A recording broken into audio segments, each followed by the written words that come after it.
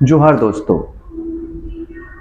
आप सभी जैसा जानते हैं कि 14 जेपीएससी प्रीलिम्स एग्जामिनेशंस 19 अप्रैल को सफलतापूर्वक संपन्न हुआ और ये पहली बार है झारखंड के इतिहास में कि पूरी ट्रांसपेरेंसी के साथ एग्जाम संपन्न हुई। ना तो कोई पेपर लीक का मसला, ना कोई मीडियाबाजी, और बहुत ही अच्छे तरीके से सरकार ने और कमीशन ने इस एग्जामिनेशंस को करवाया। पर जब भी जेपीएससी की बात आती है और एग्जाम्स के बाद महासंग्राम छिड़ जाता है।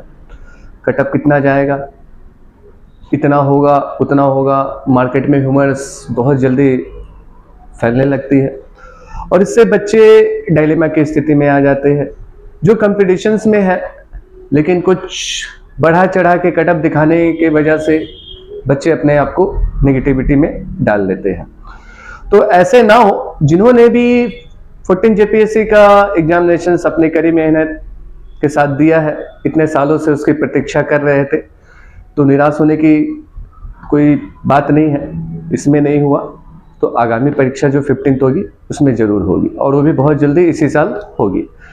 तो हम देख लेते हैं जो महासंग्राम जो कटअप्स को लेके जो छिड़ा हुआ है, कितने जाने की संभावना है। जैसा कि हम सभी को पता है कि इस बार जो 14 जेपीएससी के प्रीलिम्स जो आयोजित की गई है उसमें वैकेंसियों की संख्या बहुत कम है। सीटों की संख्या 103 है, तो कटअप भी पिछले बार की तुलना में 11 to 13 जेपीएससी की तुलना में ज्यादा जाने की संभावना है।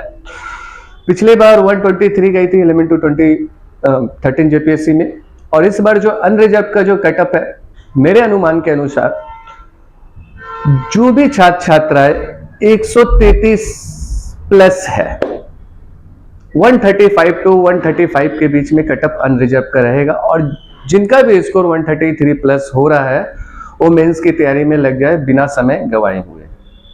BC1 का भी अप्रॉक्स इतने ही रहने की संभावना है, 133 से 134। BC2 का भी 133 से 134 रहेगा। EWS में 1-2 मार्क्स कम हो सकते हैं, 131 से 133 EWS के बीच में जा सकती है। SC की 129 से 131 कटअप हो सकती है। ST की 127 से 129 क्वेश्चंस के बीच में रहने की संभावना है। अगर कुछ और अगर हुआ तो इससे 1-2 क्वेश्चंस आगे पीछे रह सकती है, लेकिन इससे ज्यादा भी कटअप नहीं जाएगी, क्योंकि जितनी सीटें है उससे 15 गुना सीटें, 15 गुना स्टूडेंट लेना है आयोग को। और मेंस के लिए आपको कमीशंस ज्यादा समय नहीं देगी, इसलिए आप आंसर राइटिंग अच्छे से करें। रिजल्ट की संभावना है इसके 15 मई से पहले रिजल्ट दे देगी, इसके फाइनल आंसर भी बहुत जल्दी आ जाएगी। रिजल्ट आने के बाद फॉर्म भरने में भी आपको ज्यादा समय नहीं मिलेगा, और संभावना है कि इसकी जून लास्ट तक 14 जेपीएससी के मेंस आयोजित करवा ली जाएगी, जिस तरह से रैपिड मोड में गवर्नमेंट और आयोग चल रही है।